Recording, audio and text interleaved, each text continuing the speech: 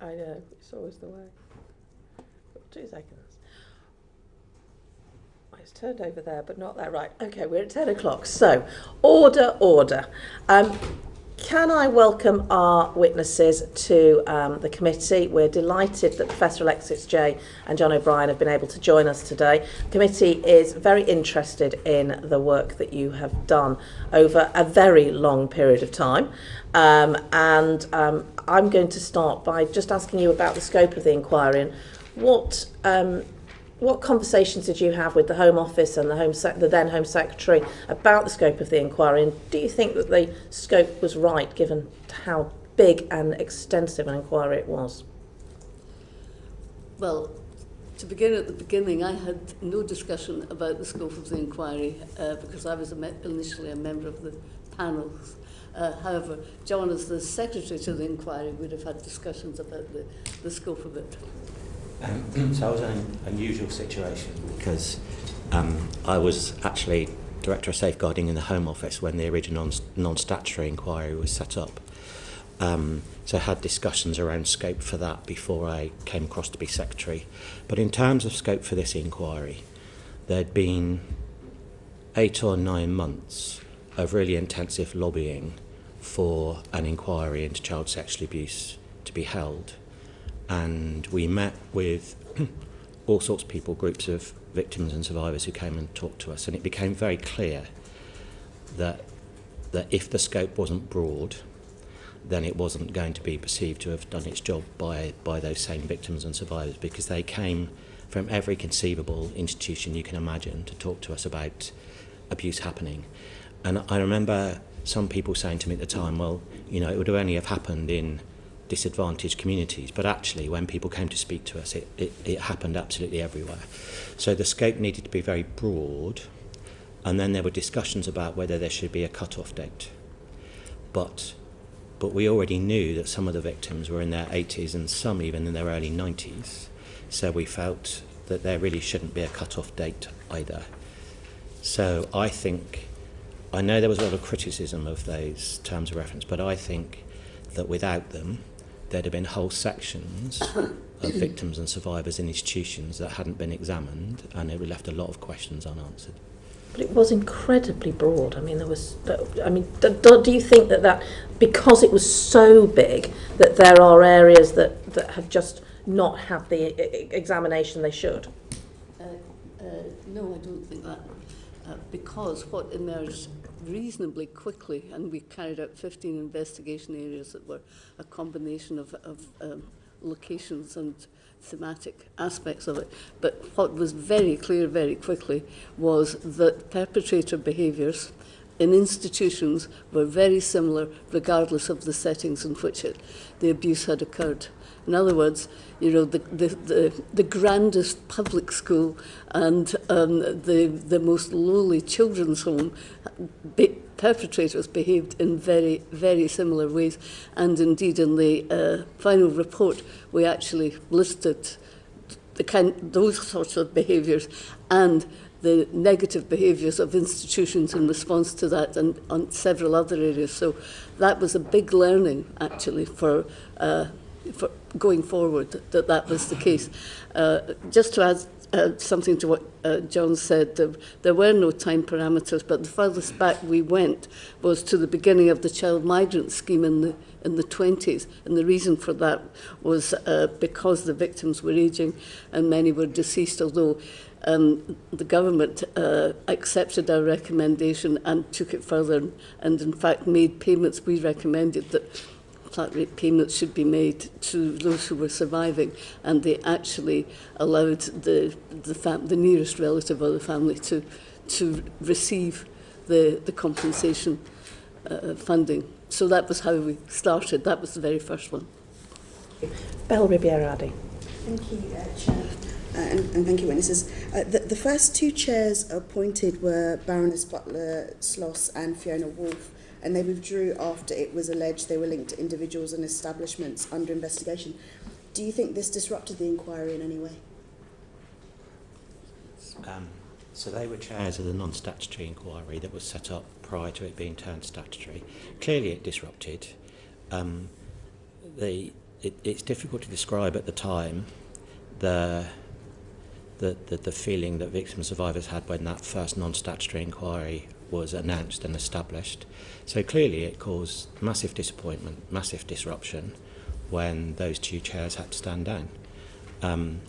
Understandably it did, and it's what in the end led the cause for it to be statutory, because there was a growing belief that was the only way that people would be held properly to account. So you have to be totally honest and say that caused a massive disruption, and perhaps more than anything, it really started to erode the trust that those victims and survivors had in the whole inquiry process.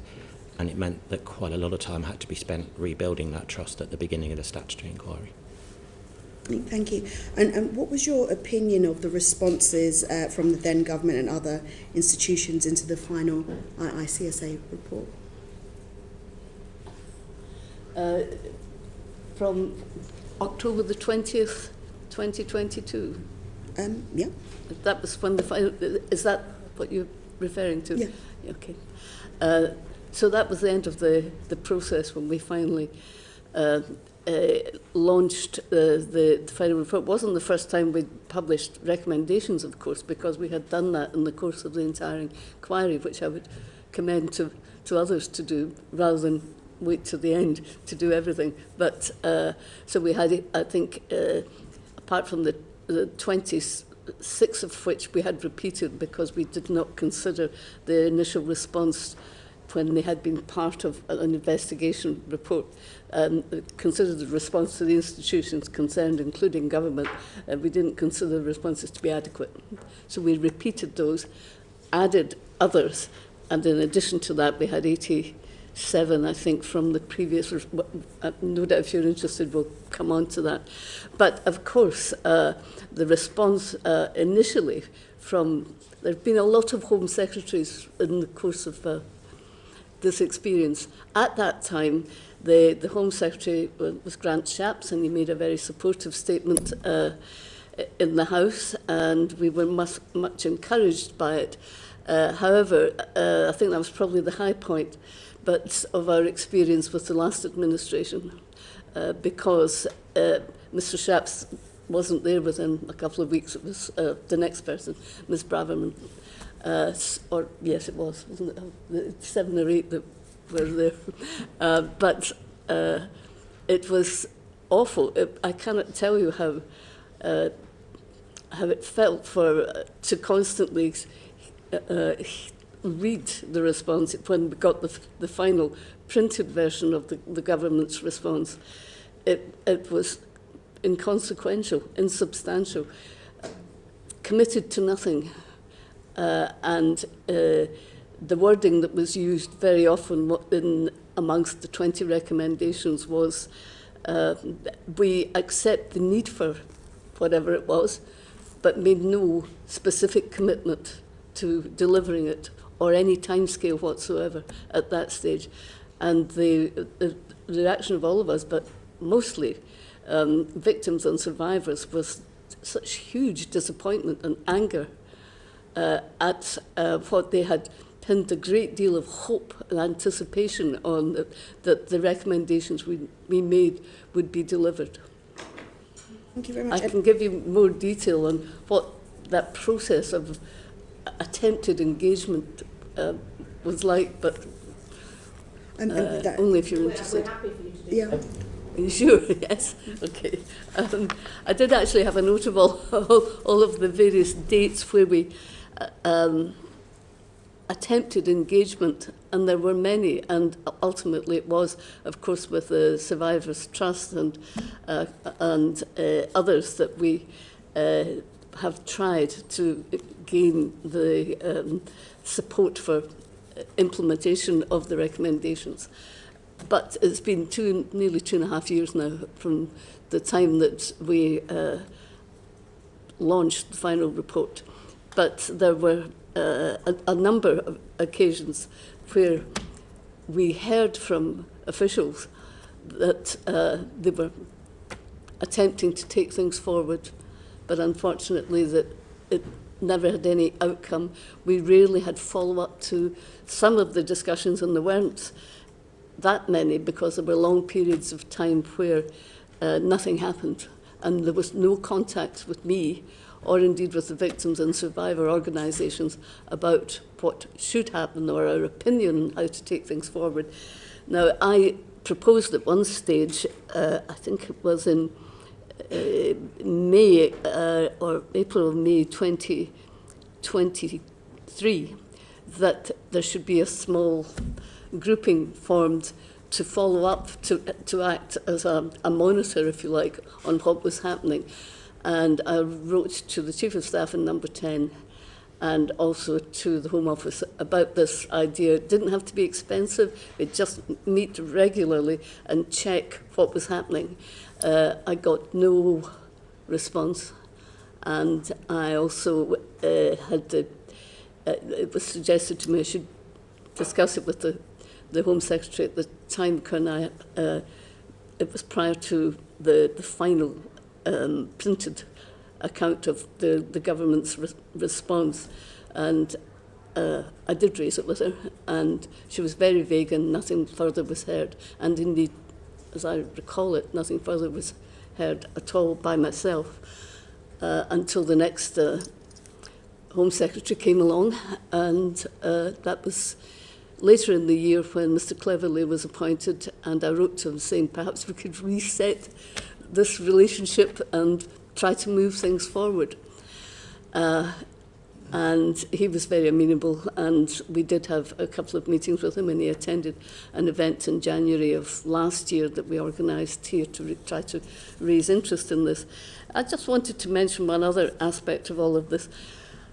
In the end of May, after we'd seen the published response of government, myself and the 3 panel members from the original inquiry wrote to the Times newspaper saying how upset and distressed so many people were after all this time and all the energy, and the response felt disingenuous. It appeared to promise something, and in fact there was no substance to it. So that was our public statement of what we felt about what had happened. I was on holiday, and I had a call from, or I had a message that somebody wanted from the Home Office wished to talk to me about how we could take the recommendations forward, and I thought that's great. Well, maybe this is a chance. This was in June. We'd sent the letter to the Times in May, and what then happened, which I thought was improper, was a special advisor came on demanding to know why I had written to the Times and complained, and I was very clear that I was not accountable to this person as an independent chair for any actions at all. And I did have ideas about how we could take things forward if they were willing to listen. So that was not a happy experience either, of engaging and trying to push for these recommendations, which are much needed to go forward. Sorry, that was a long answer to your question, but I think it's important to say that we were not sitting back throughout this period of time. We were constantly trying to get political attention to the fact that these recommendations had not been acted upon. And of course, it's one of the biggest weaknesses of the public inquiry system. It's wonderful for establishing truth, etc. But the big weakness is there's no provision for structured monitoring of whether or not there is action taken, and verification of that action as part of the whole system afterwards. Thank you very much. I think you actually answered my next 2 questions. That was brilliant. But I just wanted to be clear, that was the extent of your engagement with the Home Office following the publishing of the report. Yes, I have a note of the different dates here that were relevant. I think I've probably covered them all. Yeah. I should say, of course, this has changed as well since the general election, and indeed in advance, apart from Mr. Cleverly attending the event in January, Jess Phillips also attended it. And they were supportive, but there was one recommendation that was going to be acted upon, which was a version of mandatory reporting, but it was a kind of inadequate version of mandatory reporting, which had some problems with it. However, it was the only one, and that fell with the criminal justice bill when the election was called. Jake Richards. Thank you. The account of your communications with the Home Office over the period from October 20 is pretty shocking, actually. And I just wondered, I've got two questions sort of flowing from that. One's quite broad, and you may not feel that's appropriate to answer, but what was going on here? I mean, you've set out a number of recommendations. It was clearly a time of political chaos, a number of Home Secretaries which you've touched upon. But Suella Braverman came to what is now my constituency, met with survivors during that period as Home Secretary. I mean, was it that there was a lack of bandwidth in the Home Office, that they were concentrating on other things, or was it disagreement as to substantive policy, or what was going on? And then just secondly, of course, as you've pointed out, your inquiry in 2020 made a number of recommendations, as it did throughout, and they were, as I understand it, tell me if I'm wrong, but explicitly rejected by the government, 6 of those then. What communication did you have around those as well? Well, I can only say in relation to the Home Office, and John may have something different to say, we were aware and made aware by officials that the interdepartmental aspects of any of the recommendations, and they were considerable, I think there were 5 or 6 departments that needed to be involved in decision making, if that's the right way to put it, but there was not a lot of support for the recommendations, and that part of that problem was disagreement, or in that bit of process where they're required to get sign-off. And the officials, I think, were very frustrated by that. But John, you may have something different. That's right. I mean, to be fair to the Home Office, only 4 of their final report recommendations really related to them, so there would need to be broad cross-government agreement to the implementation of all 20, and that clearly wasn't happening. I mean, we only saw the tip of what was happening, but it was clear that it was not proving possible for the Home Office to get the agreement to other departments to launch a cohesive response to the report. So just a follow-up question.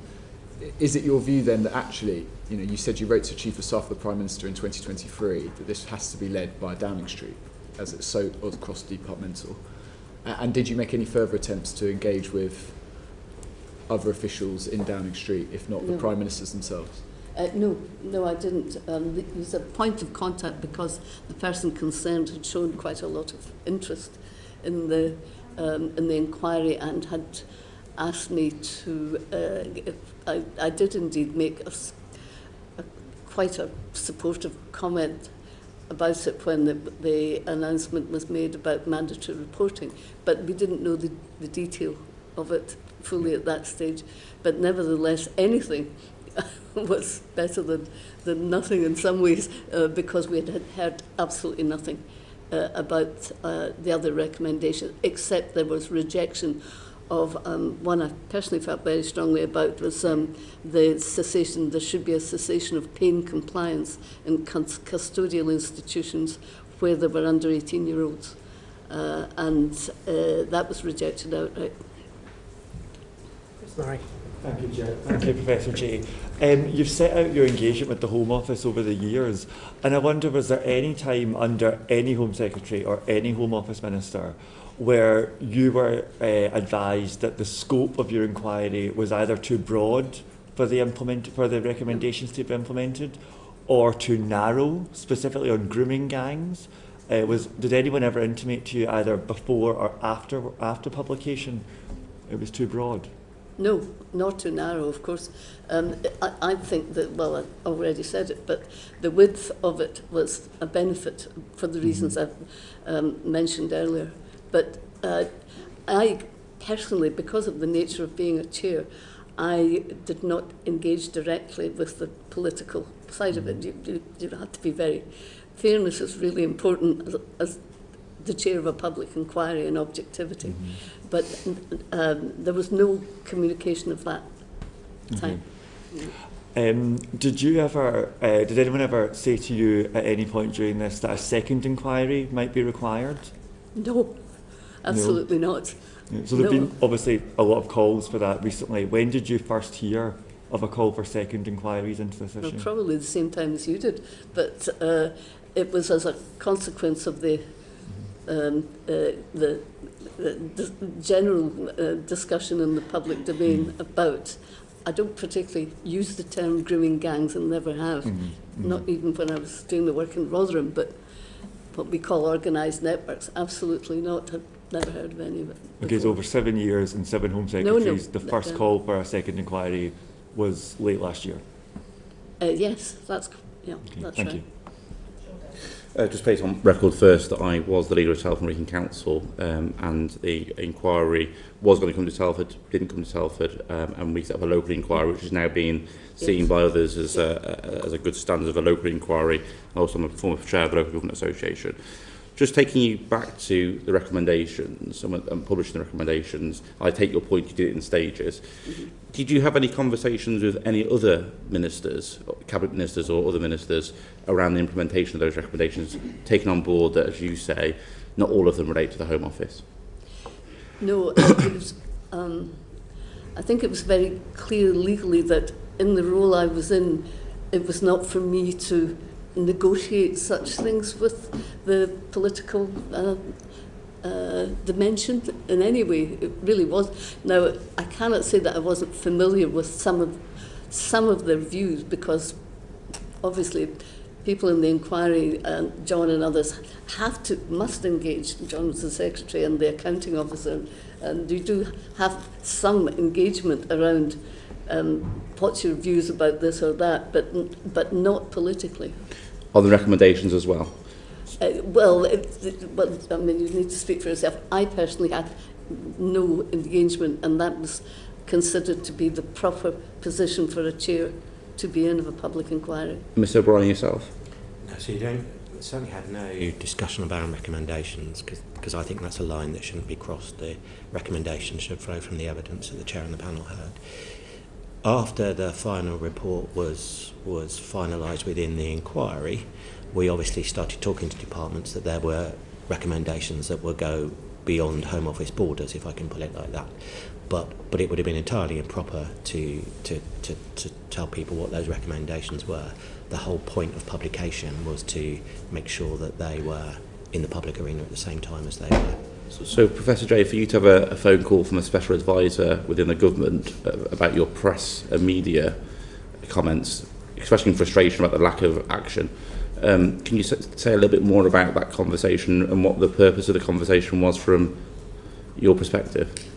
Yes, and I first, as I say, I was on holiday at the time, and I got an email message saying this person wants to set up a meeting with you. And I contacted the secretary who was involved and said, what's the purpose of the meeting?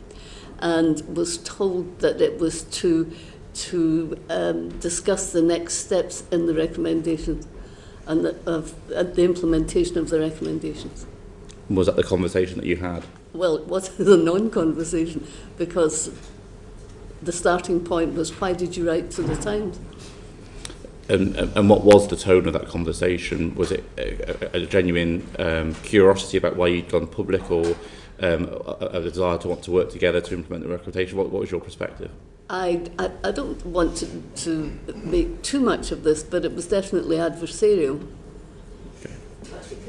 After the recommendation, so it wasn't a special advisor getting involved during the inquiry? No, it was after the government's formal position had been published. And that's the point at which, as I referred to earlier, that I and my 3 colleagues who were panel members decided we'd write and say, you have let down so many people by this response and by the lack of specificity about what needs to be done. Indeed, there was hardly any.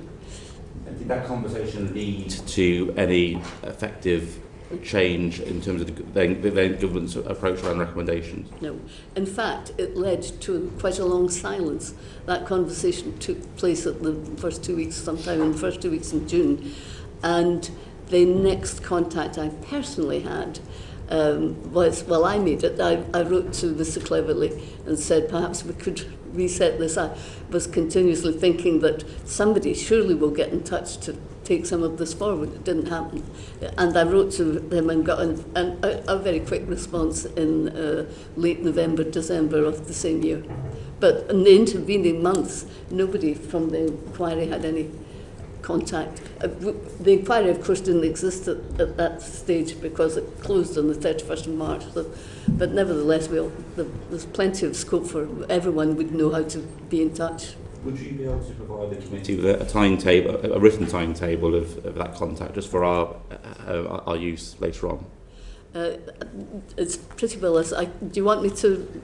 You will have recorded it, will you? We don't need that. No, I think it's fine. But just to be absolutely clear, so it would be inappropriate for ministers to have interfered while or special advisors while the inquiry was ongoing. Yes. So you wouldn't expect to have had any contact. But once you'd finished and the recommendation had been published, you feel that there was insufficient contact from ministers and responses until quite recently, and we'll come on to that. Yes, Yeah. I do think that. I don't think there's much scope for disagreement about that's it. fine. I just wanted to be absolutely clear. Ben McGuire wanted to ask something. Thanks for coming into the committee today. I just wanted to follow up on some of my colleagues' questions there. I just find it absolutely shocking that you don't seem to have had any engagement, not just with the Home Office, but other government departments when you've been set up as an independent inquiry to look at these and make recommendations. I'm just totally shocked by that, and I just wonder what your view is in terms of not only not having any engagement with the Home Office and other departments, not seemingly having any support to implement your recommendations. Why do you think that was? Is it cost pressures? Is it difficulties implementing them, practically speaking? What's your view on that? I've never really fully understood it because we were meticulous in the evidence gathering. We were very confident that the basis for the recommendations we made was solid. We were aware, of course, some, like redress, would inevitably involve one-off money, but quite a lot of one-off money, as you know from other inquiries. But what I didn't expect was a complete silence. And it wasn't just with us, as you know, the inquiry didn't exist anymore, but it was also with victims and survivors as well.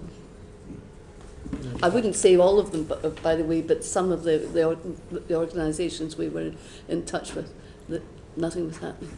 Can I just add something to that? I think it's a fundamental fault with the inquiry process. We need to be clear, this story that you're hearing won't be unique to ICSA. There will be other inquiries, I'm sure, that will have had a similar experience to this.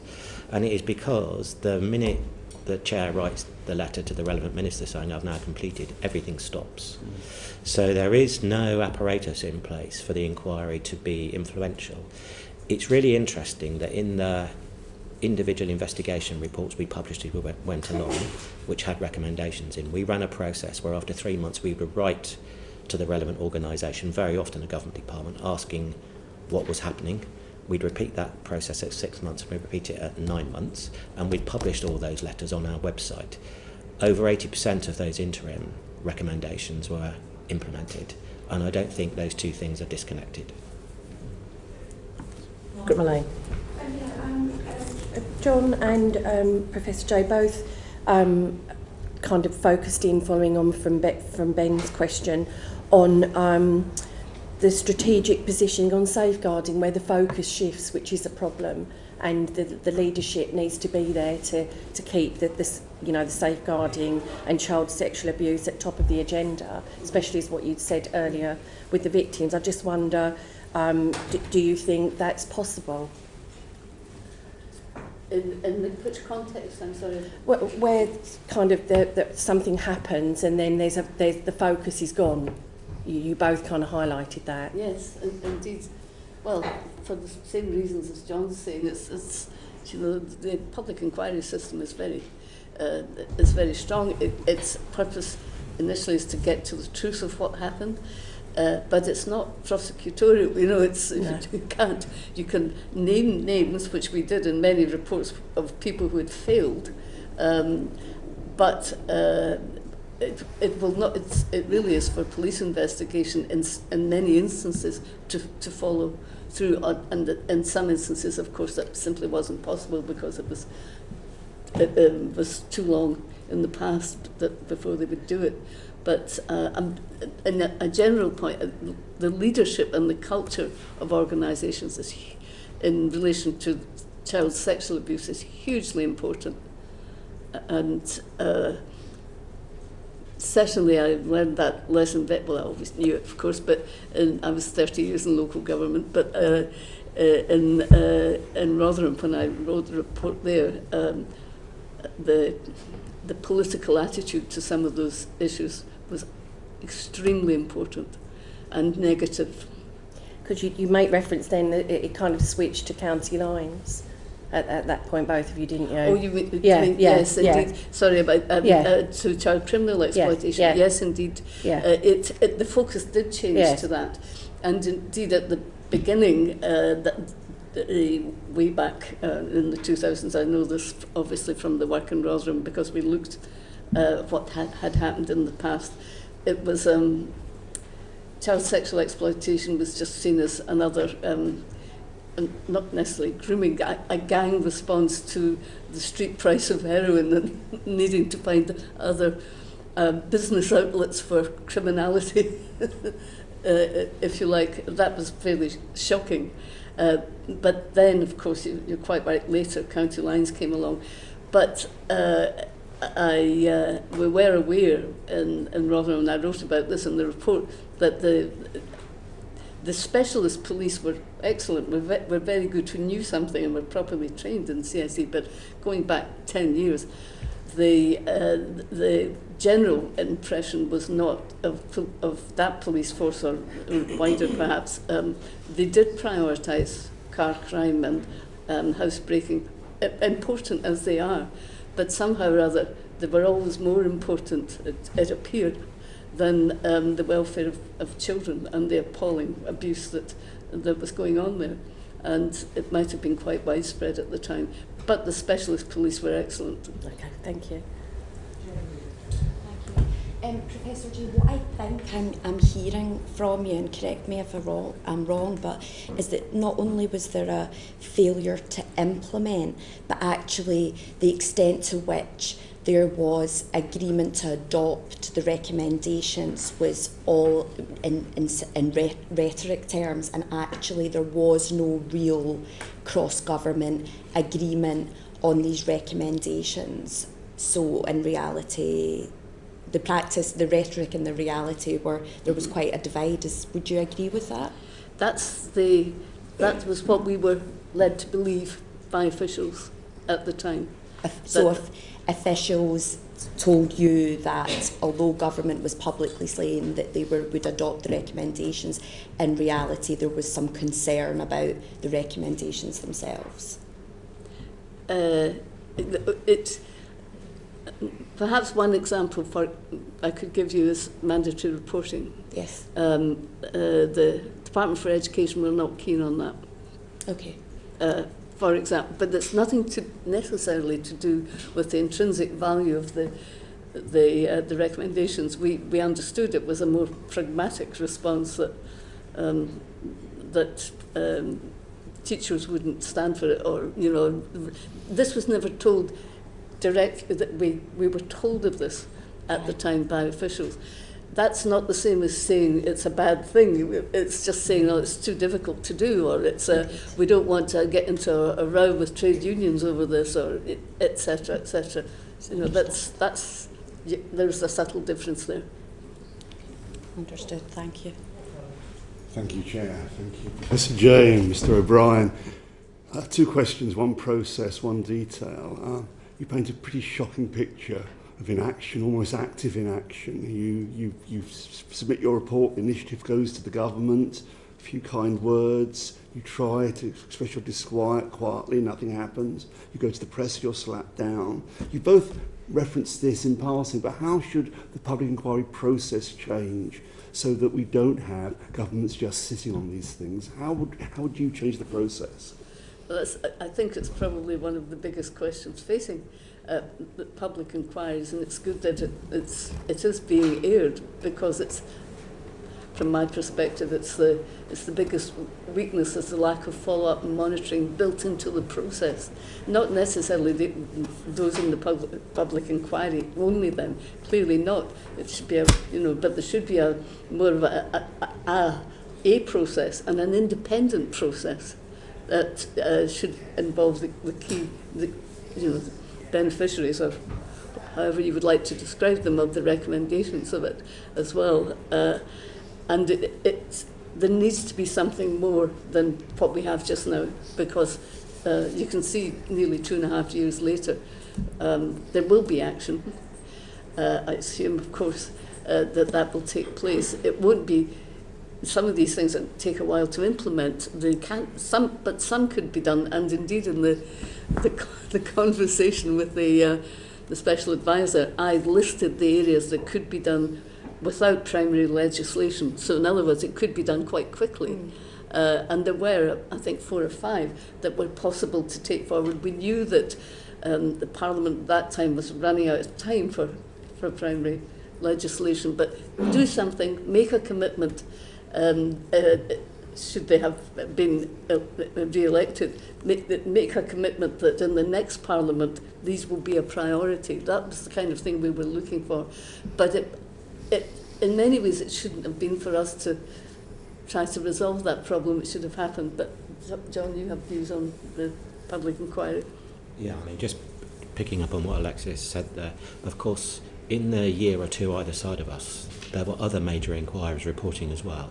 So what you have is an environment when inquiries that were set up for all sorts of reasons, you never know at the beginning, of course, how long they're going to take. So you do sometimes get a concentration of inquiries or reporting at once. Many of the recommendations require primary legislation, and you'd require a clear parliamentary timetable for 4 years to get them all implemented, even if nothing else happened. So there needs to be some sort of monitoring process to make sure that there's oversight that can advise government on how you implement not just ICSAs, but what are the important ones that you need to implement to solve the biggest problems in all the areas of inquiries looked at. But I personally feel also that we need to get the balance right also between national statutory inquiries and non-statutory inquiries. I've seen really effective non-statutory inquiries, and very often you'll hear people say, well, they can't compel evidence, but sometimes we don't give it a try.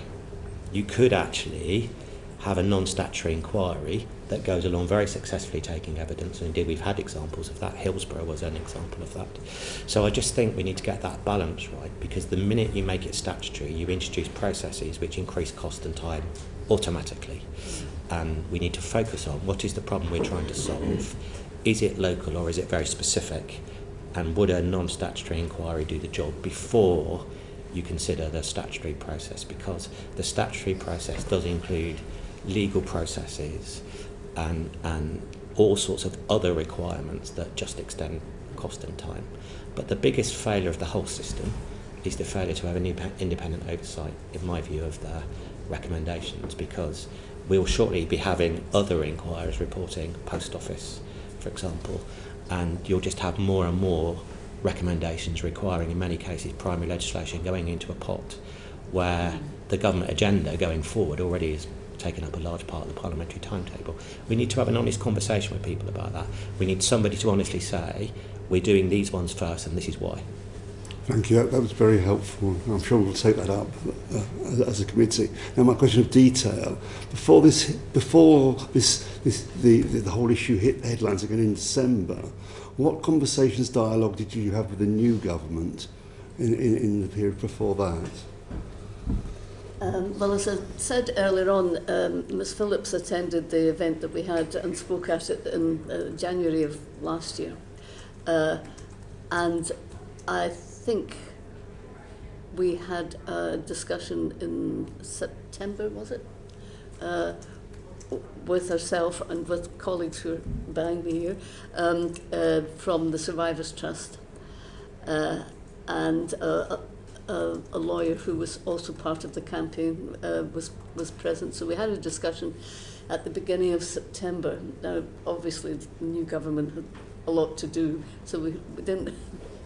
We weren't quite sure how things would proceed from there. But was that the last time that we had a? It was the last time we had a formal meeting meeting. before the one last week, but Yes, we had one last week, of course. but there were positive signs coming out that Yeah, there was a yeah. commitment to try and get things done. So with the new government, you went to them and said, reminded them of the report, or did they come to you, or how did it happen? Well, I think we probably approached them because we thought, well, here's another option. You know, let's see if we can follow. Of the current situation. So Okay. I just want to bring Jake Richards in. Just moving back a bit to what Paul called the active inaction, I think, which is a good phrase, from 2022 October onwards. I just wondered, both of you worked on this for 7 years, gave up a huge amount of your time, and perhaps even more importantly, survivors gave evidence. How does it make you feel, and if you've had conversations with them, how does it make them feel when you compare that period of inactivity and a lack of engagement with what we've had over the last 2, 3, 4 weeks, where some of the same politicians, the Chief of Staff, who I think is now in the House of Lords, who didn't respond to you, are calling for another inquiry, is calling for the government to take immediate action after a period of essentially 18 months of inaction. I just wondered if you could share with us how that makes you feel professionally, and perhaps some of the survivors who I know you'll know very well, how it makes them feel. The overriding concern is just get it done, to be honest, at this point. And why I did a huge number of requests for media interviews, etc. And I really felt very concerned at the weaponisation, if you like, of child sexual abuse that has gone on. And I declined to make, and I won't make any comment about the various actors involved in that. Wouldn't give them the oxygen of publicity. But just please, it was such a relief. By whatever means, we wouldn't have chosen it necessarily to have come about in this way, but we just need to get on with it, and we are assured of a timetable by the end of February. But it was a relief more than, whoops of joy. Yeah. When you were last before the committee, you said the 3 most important recommendations were mandatory reporting, a redress scheme and a child protection authority. Yes. Do you still think those are the 3 most important recommendations? I've heard nothing to say that or heard no evidence that would suggest otherwise. I mean, the rest are very important as well, and I would continue to have those 3 as the most important ones. But I have no illusions that they wouldn't. Each of them take quite a bit of time. They're not going to be easily addressed. Although for example, in redress, we had an enormous amount, and we had a thematic investigation and the inquiry into accountability and reparations, and amassed an enormous amount of material internationally and elsewhere, more locally, if you like, from Northern Ireland, from Scotland, but also from Australia and Canada and anywhere else was relevant to redress. So a lot of the work was done to set up such a scheme. There will almost certainly be funding, but that should be implemented, and it doesn't require a great deal more investigation or research in order to do it, in my opinion. But there are, obviously, we were concerned. Mandatory reporting is hugely important, and for the reasons that I think everyone will know, that this, more than anything else, this was the response we got from victims and survivors when we asked them, and many of them, of course, a very significant number, over 7,000, but by far the majority have asked what would have made a difference to your experience, and it's if there had been a trusted adult that they could approach, knowing with confidence that they would do something about it. But what happened in so many cases that we heard about was they plucked up the courage to talk to somebody, and it didn't stop. The abuse didn't stop, and they needed, they believed that this adult was going to do something, and they did nothing. And that must have been devastating for children. The Home Secretary, in her statement last week, said they're going forward with 3 recommendations, one of which was mandatory reporting. The other two were making grooming an aggravating factor, and data collection, the way data is collected. Do you agree with those as being other priorities that should be taken forward, or were there better ones? Well, I think those were the ones the Home Office could take. Well, no, actually, that's not the aggravating factor, but certainly the data set. I know it always sounds nerdy, but it's so hugely important. And in respect of the subject that's been most under discussion, child sexual exploitation, we know that's not going to be able to be done very quickly, because police forces all have different styles of classification, if indeed they monitor anything that's relevant, but the descriptors they use are not the same across all of the police forces. So to get an accurate picture of the problem of child sexual exploitation, the baseline across the board needs to be consistent, and it isn't just now. And that it's hugely important that that's fixed if we are to gain an accurate picture of where there are very serious problems that need to be addressed. So we did recommend, of course, a core data set, and that I absolutely believe that in the importance of that. Making grooming an aggravating factor wasn't in your final report, it was in one of the subsidiary reports. The same one, that's correct. Yeah. That's right. Why didn't it make it into the final list of 20 recommendations? Because it was very specific to to child sexual exploitation. We had a set of the final report was never intended to be a collation of the most important from the rest. The only reason we included 6 others that had already been in other investigation reports was because the responses of those who should have been doing it were inadequate. And I'll give you a perfect example of that. Is there's no regulation. I find this impossible to believe, really, but it's true. There's no regulation of children's home staff in England, whereas Scotland, Wales, Northern Ireland have had such a system of regulation in place. I first became a regulated person in 2002. Now, in England, the only regulated people in the social care field are social workers. Indeed, some government or other at some point actually stopped the regulation of social workers in training, which is bizarre. I don't know why they did that. But however, in the other 3 countries, there's significant regulation of others, and the priority is nearly always residential children's homes. And of course, we found that they were although it's a decreasing marketplace, if you like, because of the extensive use of foster care and other types of care. But nevertheless, we consider it to be very important that they should be regulated. And that's we could never understand why that had not happened, because it was 2012 when it was due to be introduced, and it didn't happen. Do you see marked differences between England and the other nations? In this respect, yes. And in the actual practical outcomes that are different because of it? Oh, I see.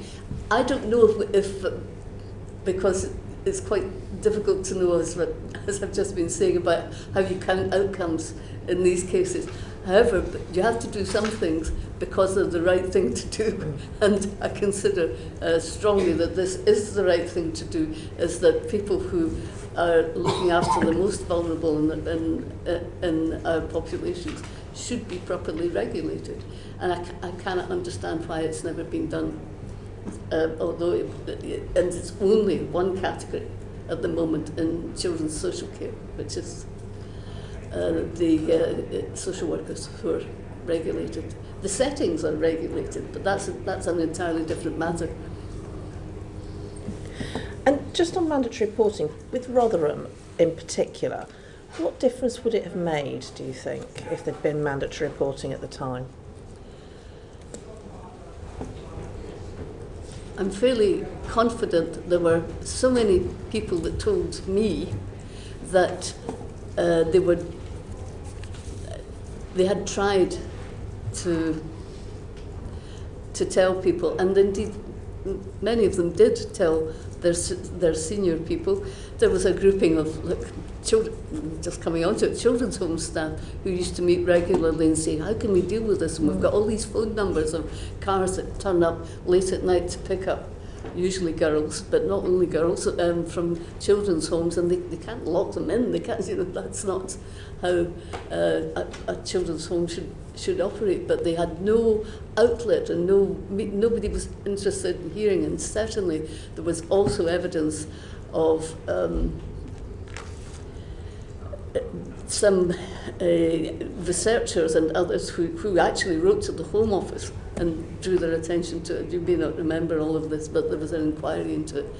And the person concerned was treated very badly when this emerged, and basically they disciplined or attempted to discipline her for having taken actions that she had taken in writing to the divisional commander of police and indeed to the social work, children's social care director about this. That she was punished for it. So there were people who did try, but I have absolutely no doubt that mandatory reporting would have made a difference faster in these circumstances. I mean, I say this because I was the Minister for Safeguarding from 15 to 16, and I remember meeting the victims. I went to Rotherham, I met the victims, and I sat down with them, and the frustration was we told people and nobody listened to us, and that so it really had resonated with me, and my fear is just that a mandatory report, unless it's acted upon, you've ticked the box, you've done what you needed to do. Certainly I heard that from survivors constantly. It can't just be a report, it has to be something that's actually acted on. Yes, I think that we, insofar as we started to develop the model, definitely thought there ought to be a designated person who would receive in the police or children's social care or whatever, or people. It wasn't just your own boss. Exactly. There needed to be somebody where a degree of protection would be afforded to those who were in effect whistleblowers and complying with the law. But John knows a bit more on this. So I think mandatory reporting is also important for a different reason. I can't count the number of times in the inquiry that when an institution finally accepted it had sexual abuse of children happening, it immediately closed itself down. And I don't mean literally, I mean there was an enormous pressure from those at the top for everything to be internalised, and that led to a significant number of cases that weren't reported to the police at all, weren't reported to social services at all. Perpetrators were simply moved to a different area of the company or whatever it was. So I think mandatory reporting will make a real difference, because it needs to have two stages to it. You need to make sure that people are able to report, and your point, Chair, that the person they report to takes action. But it also needs to make sure there's a disincentive for those at the top of organisations to try and persuade people not to report. And no action can be taken by anybody until that report has been made. And that was such a common problem that in many areas we looked at, the organisations that would have dealt with that report were excellent. but the reports simply weren't getting through to them. So I think it will have a really big impact once the reports actually start being made. I agree, absolutely, there needs to be a structure beyond that, but the first thing we need to do is make sure the right information gets to the right people so the right action can be taken. And the important thing in many of the cases is that on the data is that it isn't very often what would be recorded was abuse, not sexual abuse on the database. The consequence of that is all the doorways to the right services for that child who'd been sexually abused were not opened properly because it was recorded as abuse. So we need to get data recording really accurate. You need to accurately record what it is that's happened so that all the genuinely excellent services that exist in many areas kick into place. So those two things combined, I think, will make quite a significant difference. Just one thing to add to that is, although we've talked a lot about police and children's social care, there are much bigger settings, if you like, than some of those, where mandatory reporting would make a big difference for the reasons John's saying, and these include religious organisations and other more closed settings where they are not required to adhere to the standards of secular bodies. I've got Chris Murray and Jenny Reid, and then we're going to move on from what's happened in the past to where we are today. So, Chris. Thank you, Chair. In your previous answer, you spoke about how some survivors had gone forward to authorities to make reports and then nothing had happened. Mm-hmm. And I think, we're talking a lot about processes and politics and administrative structures here, but at the heart of this is victims who are the victims of terrible crimes. And delay has costs, not just in terms of what we want to do as a government, but for those people. Can you talk a bit about what it was like for survivors of child sexual exploitation, child sexual abuse, to give evidence to your committee, what the difficulties that they faced were and how you overcame those, and what impact the lack of progress has had on them? Oh, well, there are at least one person behind me could better answer that question for you, because you need to talk to victims and survivors themselves who, as you rightly say, are at the heart of it. I mean, we intended to put them, as indeed Theresa May, as the instigator of this public inquiry, intended that the victims must be at the heart of it, and I hope that we delivered that in various ways, lots of different ways. So there wasn't just one way of doing anything, but perhaps the most significant was something called the Truth Project, where individuals who had been the victims of abuse were invited to come forward confidentially and could have a session with a trained facilitator, usually somebody who was psychologist, social workers, ex-police or whoever, but who had a background and who had additional training for this purpose. And we consider that to be an innovation that was successful and meant a great deal, and we had the most extraordinary range of people who came forward to tell us about their experiences. It was quite shocking, and we published anonymous accounts with the agreement of the individuals every 6 months or so in various volumes from the inquiry, and they are extraordinary. So they're probably the best evidence you could, that's not evidence, but certainly material that I've seen, better than all sorts of research projects as well. But it's in, a lot of it is in their own words. So the Truth Project was hugely significant. I'll only mention a couple of things, but the oldest person that came forward was 84, was it, John? 87. 87. Never spoken to anyone out with his, I think it was his wife and immediate family, but had never actually gone out of his house on his own. Is that correct? Yeah. Since it happened. So I trained to do Truth Project sessions, and this is a really powerful story, but I think it's worth telling. A really careful account. So this was a gentleman in his 80s whose abuse had happened between the ages of 6 and 12 by his local priest. Unusually, his parents had taken his report to them very seriously, reported to the police at the time. But this was in the early 1950s. Nothing happened. The priest was believed. But he came along, and the important point about truth sessions is, for many victims, they do not want to give evidence formally. They don't want to go through that process. So the truth session was a way for them to come and talk to us in a completely informal environment. So he didn't want to give evidence formally. He came to speak to us.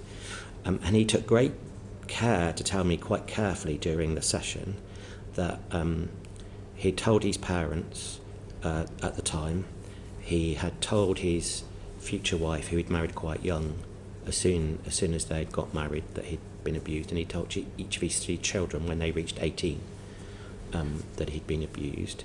And it wasn't until he wrote to me 2 weeks after the session that the relevance of that became obvious to me, because he said, I'd never left the house from the age of 12. I'd either been accompanied by my parents, my wife, or my children. I thought you might like to know that after your session I felt able to leave the house for the first time on my own in 70 odd years. So the impact of people being able to come and share their experience in that way can be quite dramatic.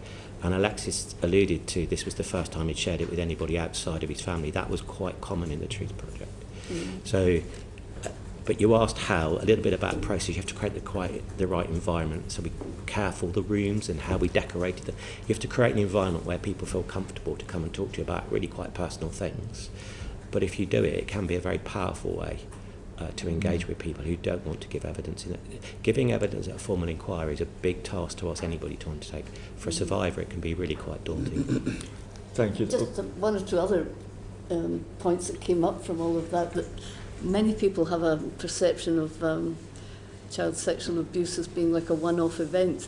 We discovered that from the Truth Project, the average length of time was 4 years, not one night.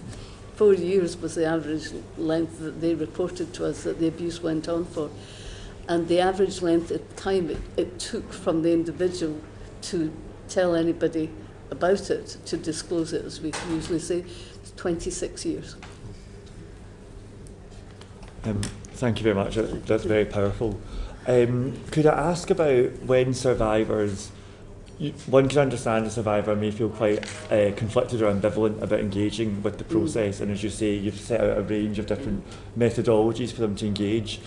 If a survivor changes their mind about whether or not they've given you evidence or granted anonymity, what do you think the correct response for an inquiry is in responding to that? Of course they should agree to it if they change their minds. I don't know if there are legal reasons. I'm well aware that there's some discussion in Scotland at the moment on this issue. But it's not one that we confronted, except for people change their minds. Change their minds, that's fine.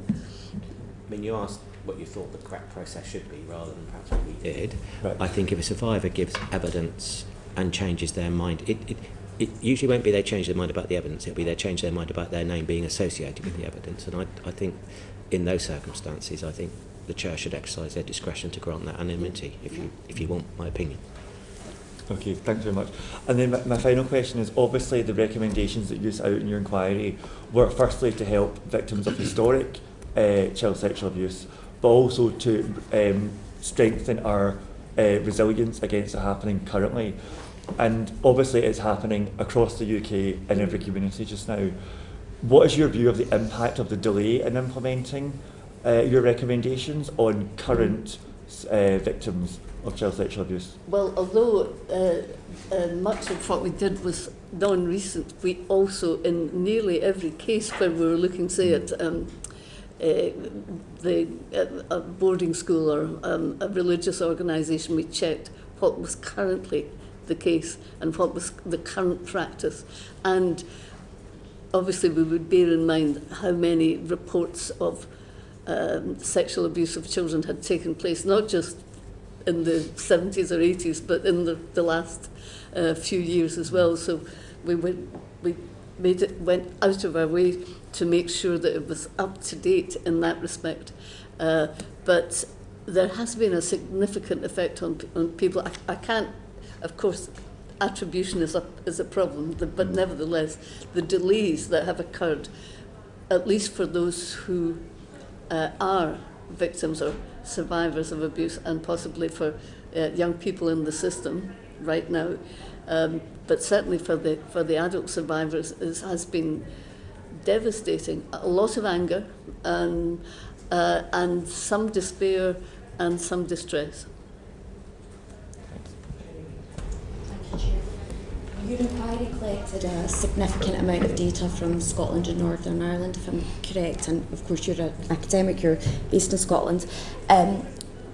To what extent, and I suppose this is speculation, but if I may, the systemic and institutional issues that you identify in the report that leads to the child sexual abuse, do you have any reason to believe that the situation is any better or worse in Scotland and Northern Ireland, and to what extent do you think your recommendations are applicable across the UK? You'll know that there's an ongoing inquiry in Scotland. Of course, yes, and I know about Northern Ireland as well. But I have absolutely no doubt that people behave in similar ways, both institutionally and both as individual abusers. In whatever country. There could be an argument that because of the children's hearing system in Scotland that it may have been picked up earlier, but I haven't seen any evidence to confirm that that's the case, and it's possible, but I don't think there's any difference at all. There's a difference in context, and some things and some settings are more prominent than others in different countries, but it's my strong view, and I've expressed it in one or two sessions in the Scottish Parliament, that they must take seriously the recommendations. There's a lot of support for that as well, but in particular issues like mandatory reporting have to be seriously considered, and in terms of the implementation there should be no complacency in any of the other countries about these matters. Okay. And on mandatory reporting, I believe the First Minister said last week that it would be considered. Do you envisage any situation where mandatory reporting could justifiably not be adopted? That makes sense. Well, there's obviously, I don't support this, and that's why we made a statement in what we wrote about mandatory reporting, that there should be no exceptions. But, of course, for example, the Catholic Church would say that the seal of the confessional should be an exception. There are other areas, possibly children's confidential helplines, which may have to be considered seriously as well. But I would say that we were very clear that there should be a minimum number of exceptions. But I certainly don't think that the seal of the confessional should be one of them. Thank you. We're going to move on now to the current day. So thank you for filling us in on the past. I'm going to start with Sean Davis. Thanks, Sharon. Just with your permission, just on mandatory reporting before I move on to the recent events, so very quickly, I think you said earlier on in your session that the recommendation that the previous government was bringing forward that fell as a result of the general election, that version of mandatory reporting, I think I remembered you saying that wasn't necessarily the view that you think it ought to have been. Can you just expand very quickly on that? It concerns, well, this is quite complicated, the issue. John, you probably know this better than I do, but it concerns the protections that are not necessarily afforded to children of 13 and over. So we recognised in the recommendation for mandatory reporting made in the inquiry that there are consensual relationships between children under 18, but maybe particularly in that 16 to 18 age range. So you have to be careful that you're not making a mandatory report of what everybody accepts is a consensual relationship, because it can lead to all sorts of consequences. Children don't then gain access to all the help they need to have a proper consensual relationship. But to answer your question, I mean, I described it as Swiss cheese. There were so many exceptions that allowed the exercise of discretion by whoever the person who was responsible for making the report should be. It was effectively worthless, if they considered that. So you could have a situation where you had a 13-year-old and a 17-year-old, and if they both said they were in a consensual relationship, it negated the need to make a report. Thank you. So just to summarise, the version that was being brought forward before the general election, in your opinion, wasn't mandatory enough. There were so many exceptions, it didn't make it mandatory. Yeah, there were other exceptions, but the biggest exception was around 13 to 18-year-olds. That's really helpful, thank you. So just turning to recent developments, so July general election, a new Home Secretary. Can you just explain to the committee the contact that you had with the new Home Secretary and Home Office ministers, specifically from July to December of last year? I've referred to the meeting with Ms Phillips as a Safeguarding Minister, which took place in September. And was there another one? There was a meeting last week. I'll come on to the meeting last week if that's possible in January. But in terms of July to December, one meeting with Minister Phillips. And the event in Parliament here that was before. That was January. That was before the general election. Yeah. And in terms of that meeting, did it follow the same sort of settings as the previous attempts that you'd had with the various different Home Secretaries before the general election, in terms of wanting to understand the process of taking your recommendations forward? There was general discussion, I would say, about it. And of course there were, whilst we were there were 3 other people as well. And it was more general than specific. Okay. And were you given any assurances that work was underway in regards to the report in that sort of general meeting that you had with Minister Phillips? Yes, we heard about, again, not specifically about what particular areas of work were underway, but what was referred to was the issue we talked about earlier, which was the discussions with other departments. And as far as we could see, obviously, the Home Office was attempting to coordinate that. I think that's reasonable to say, but that was at quite an early stage. And did you have meetings from July onwards to December with civil servants or officials, or any conversations with civil servants or officials about where this was on the work programme? Not using those words. We always asked, so when is it going to happen, and when is anything coming forward? Whoever we were talking to, we would ask that, of course.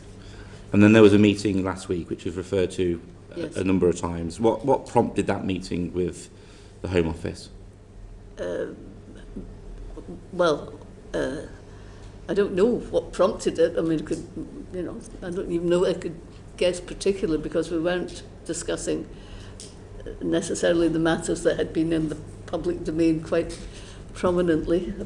We were discussing the recommendations and where that was going. It was a long and detailed discussion about the implementation of the recommendations in the report. So the first meeting last year was with Minister Phillips' general, in terms of the general direction of the work, and the fact that the new government came in, there was a piece of work to be done. January was much more in the specific, in terms of talking about the individual recommendations and the timescale to deliver them. Would that be fair? January was when we held an event last... Sorry, forgive me, last week's meeting. Oh, right, okay. I thought you meant the previous Sorry, this January, this now. All right. Yes, I mean, we weren't aware of whatever the announcements were going to be made, of course, that were quite significant. And on Thursday, was it? Yes.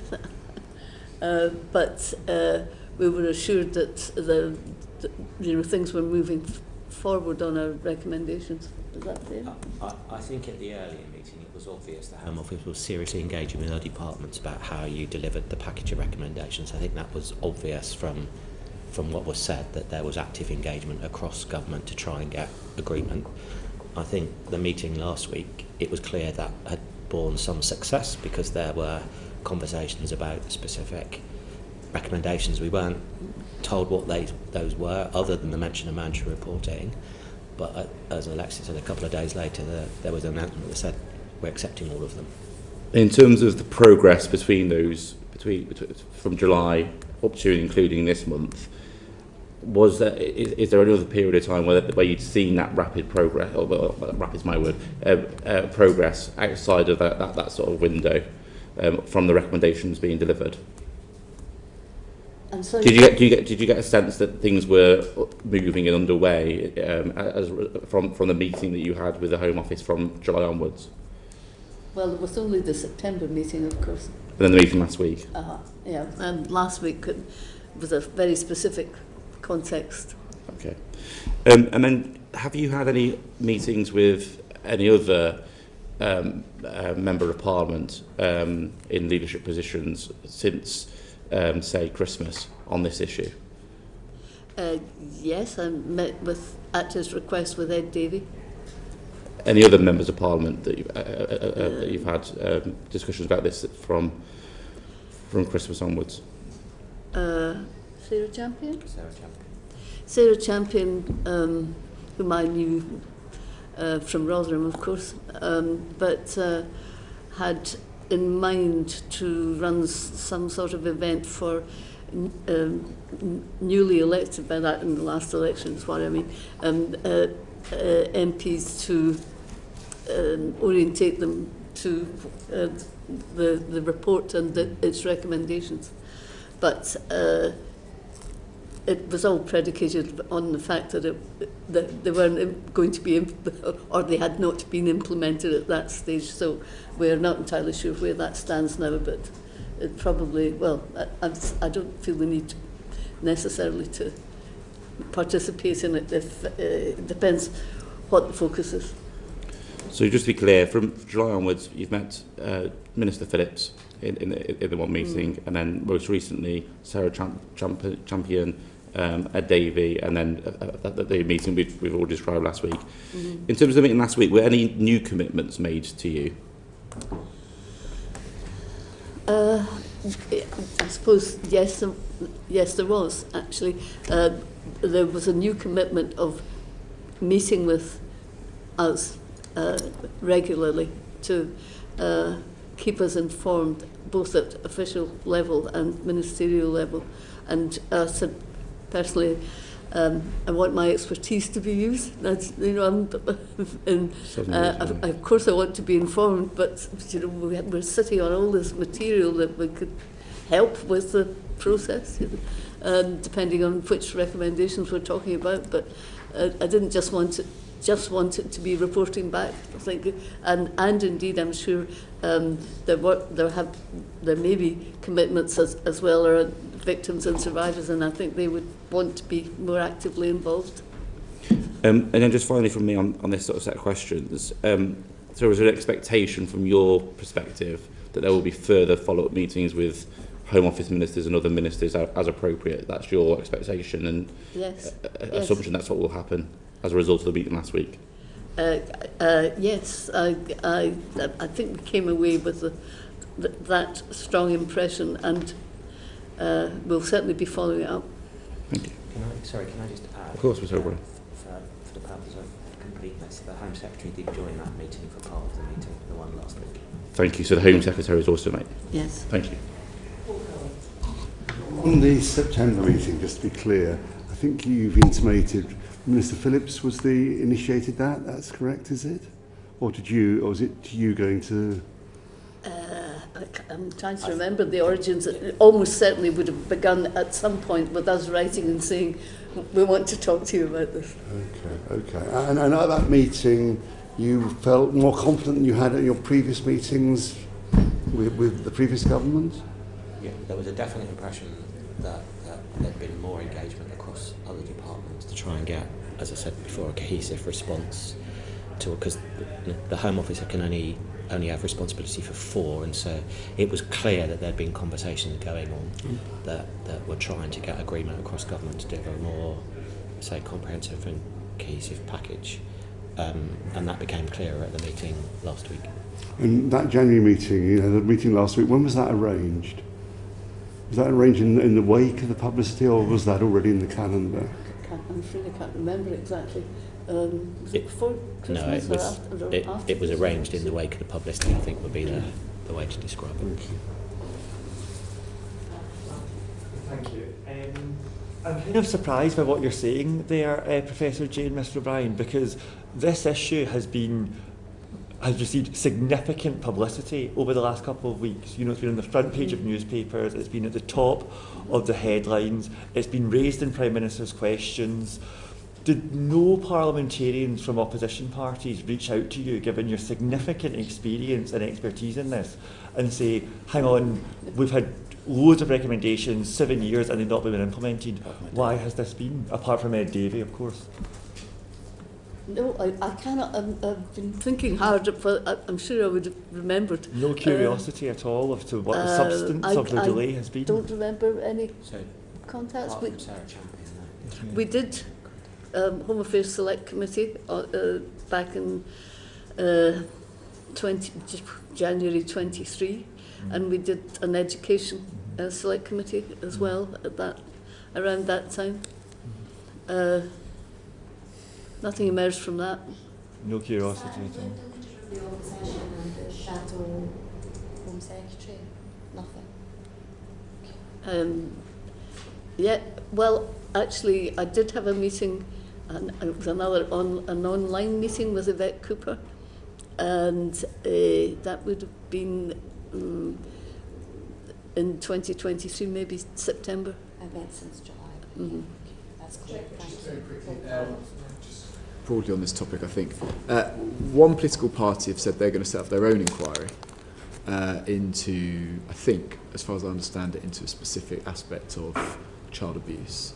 Obviously, as people being heavily involved in a 7-year national inquiry, do you have any comment on the ability or, in fact, appropriateness of a political party undertaking an investigation into these serious criminal activities?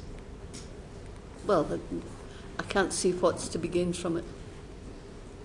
I think a political party, I struggle to see how that's independent, but so I think you need to be careful. The expectation of people when you announce an inquiry is going to be independent, is going to take evidence independently. I think that's quite tricky. And just pressing it one step further, in terms of the effect that could have on survivors, whether they engage with the process or not, do you have any word of caution for people who are setting up these inquiries off the back of what seems to be anyway political rhetoric? Oh, absolutely. I mean, you make a very good point. There is a reason why public inquiries are so expensive. A lot of it is, of course, down to the legal costs. But we did invest a fair amount of money in my inquiry in support to victims, support to witnesses, but also a huge amount of support to victims, because we were well aware of what's often referred to as the triggering aspect of either evidence giving or even just relaying, just talking about these experiences that they've had as children, and that it must be handled very, very carefully. And not only that, but of course we had good liaison with Operation Hydrant and the police, and we had very strict rules about referring anything of what we used to call a blue light nature, it was anything that caused any alarm or was potential of further harm taking place, that we referred. Now these are all the aspects of a public inquiry or any inquiry that I think people hugely underestimate when they say, let's have a public inquiry, because they're all important. And you have to act out the fairness and objectivity principle very, very carefully. Otherwise you could have all sorts of legal threats and it wouldn't be proper, because you are supposed to act as the chair and those involved directly in a way that is unimpeachable in that sense. Thank you. If I could just add on the process, just to give a demonstration. So for anybody coming to the Truth Project, they would write in, we had teams of psychologists working in the inquiry. Somebody 4 weeks out would hold a online or phone call meeting with them, talk through what evidence would look and feel like, talk through whether there are any special requirements, did they want to bring somebody with them. They would keep in contact up until the day they came. That same psychiatrist would be there on the day of the session, would meet with them beforehand, would make sure there were no last minute issues, and they would follow up contact for up to 4 weeks afterwards, and then would make sure there was an appropriate handoff to a support service in the local area. And I only say that because that proved to be a very wise decision in quite a lot of cases, because you can imagine how triggering it might be to come and talk yet again to a complete stranger about something that happened to you 30, 40, 50 years ago that you've tried to bury to some extent. I mean, you would agree there's realms of evidence about best evidence that survivors can give and the appropriate settings and formalities that have to take place, and this shouldn't be done in a slap-handed manner at all. Not just for the victims, protecting victims, but also for them to achieve best evidence. Yeah. Yes, and indeed we had the same approaches up to a point, as John's described, with all witnesses. Yeah. Some people didn't choose to engage in it, but they were all offered this kind of support. Thank you. And then it's Ben, and then I'm coming to bring Rob in. Just for the record, the meeting didn't with Ed Davey. My understanding is, am I right? My understanding other Lib Dem MPs were present at that meeting?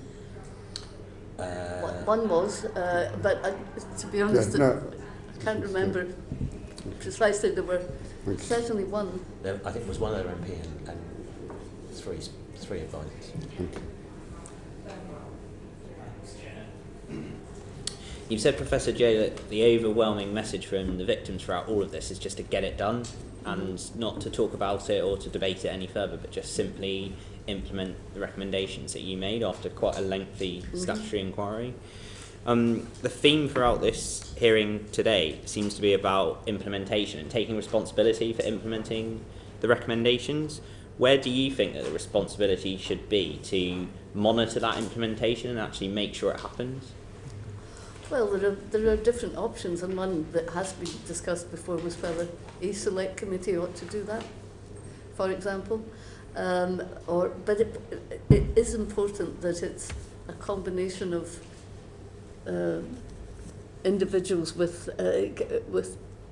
direct experience that can contribute something to it, as well as government representatives or any of those who are charged with actually delivering it in whatever way. So that does need to obviously include victims and survivors, the experts, if they have something to specifically to contribute, and government or any of the particular agencies. But there's also the possibility that select committees could do that with the necessary expertise. Is there also, you said earlier, and rightly, some of the recommendations are implemented and prioritised faster than others. Yes. But should, as part of future inquiries, should there be some kind of mandatory implementation timetable which is actually binding on governments to follow and that they can actually be held account on it, rather than this kind of back and forth with ministers and officials, which seems to be sort of quite an optional thing? Oh, yeah. Oh, well, yes, of course, it would help, and certainly we couldn't actually require anything of government, but we did say a response within 6 months would be appropriate, a proper response, and they more or less adhere to that, but unfortunately it wouldn't have made any difference in that case, because it was the nature and quality of the response that was weak as far as we were concerned, lacking specificity and timescale. So reports, and they're supposed to respond within 4 months for those as well, not 6 weeks, is it? 2 months. 2 months, that's it, 2 months, yes. Yes, and we don't always get very good responses. Yeah, I go back to what I said earlier, though. There will always be a number of inquiries reporting at the same time. So as well as overseeing to make sure the recommendations were done, the work's got to be done on the ground so that the recommendations that are being overseen are those that are due to be implemented in whatever timetable it is. And the last thing you want is false timetables. So the work that says, if we publish this timetable, how we're going to meet it is really important. It's an obvious thing to say, but we've seen quite a lot of that through the life of the inquiry. There's just been we'll get that done in 6 months, and actually, whichever the organisation has looked at it, that's not been possible. So long as all those things are done, but I think the important point Alexis makes, there needs to be something sitting over the top of that holds government to account and says, why isn't it happen? Why is it not happening? Brian, you mentioned a couple of times the point around multiple inquiries reporting at the same time. I just wanted to check, were you ever given an impression or told by anybody, yourself or Professor Jay, that other inquiries were taking prominence in terms of bandwidth or parliamentary time or anything like that? Was there any reason why specifically you were told there was a problem with taking forward the recommendations of this particular inquiry? No, I made the point more because almost no inquiry has had success in getting very many of its recommendations implemented. Okay. But even if my point was, even if the government of the day was so inclined, this would be a very long timetable if you had 19 recommendations all requiring different types of primary. Thank you.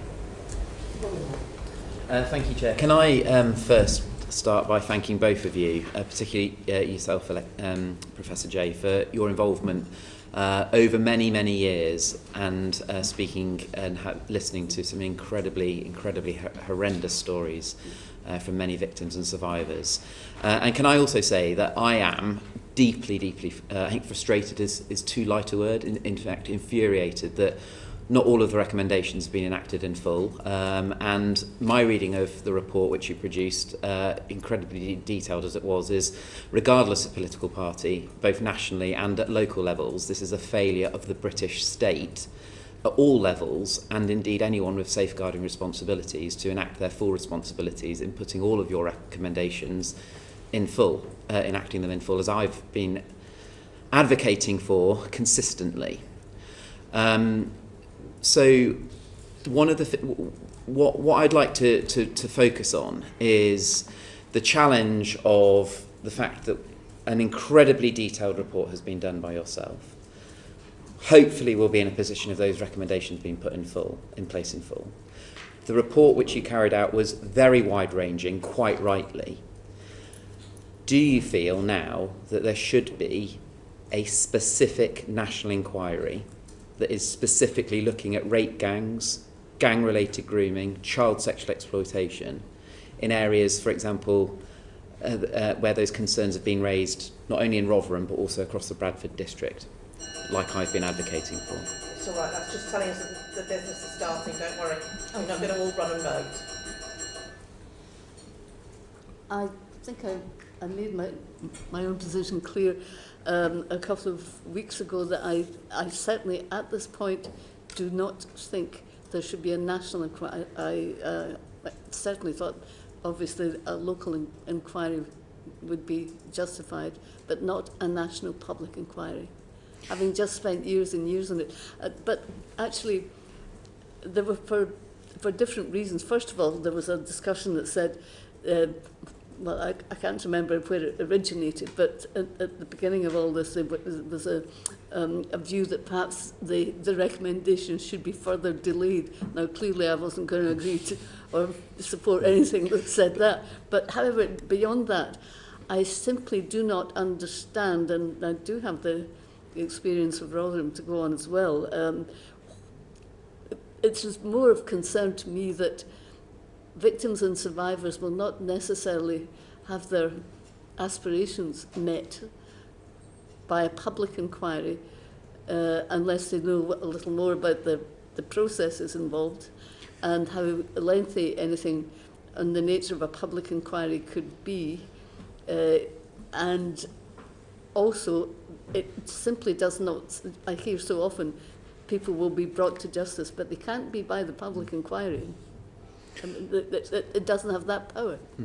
So there's an acknowledgement that, quite rightly, your report was very wide-ranging. on the assumption that this government enact the full recommendations, which I can understand the frustration that you've had, that they have not been put in place fully. So let's assume that that is the aspiration of this government and they are done at speed.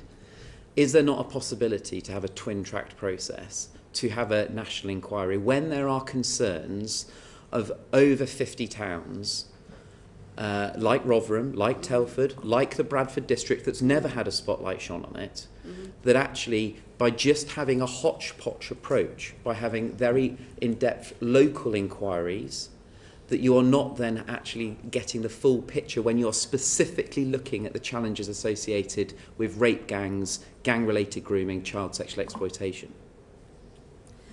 Well, you may be right, but on the other hand, in the CSE investigation that we carried out, we were very clear that this wasn't a problem on the wane at all, and people were treating it as if it were a problem that was going away when it wasn't, and we said that in the report, and the data was awful. You know, I would rather we allowed the proposed exercises on data to be in place to see if we could better understand the picture from facts. It would be nice if people actually, you know, relied on some facts for a change and numbers, and took some of the aspects out of all of this that I've found distasteful. And I agree with you that it should be a matter that it does not attract specific political it's about children, and it has to be about the which is children. why I'm specifically saying there's been failure at a political level on all political parties. I've been quite clear on that consistently for a long period of time. But can you I just want to dig a little bit deeper on why we would not want to provide more openness, more transparency on having a national inquiry specifically that looks at this issue.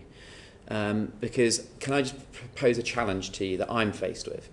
So across the Bradford district, we've never had a local inquiry. We've never had any spotlight that's been shone on it. There was a weak report that was produced in 2021 that had 50 pages long, looked at some horrendous child sexual exploitation, gang rapes of only 5 children, and concluded that children remain unprotected while some perpetrators remain unknown and remain unchallenged. We know across the Bradford district that just only last week 8 men were convicted for gang rape in Keighley. In February 22, 4 men were convicted of gang rape from Keighley. February 2016, 12 men were convicted of gang rape. In 2015, 11 men, all of British Pakistani heritage, some of them being second generation.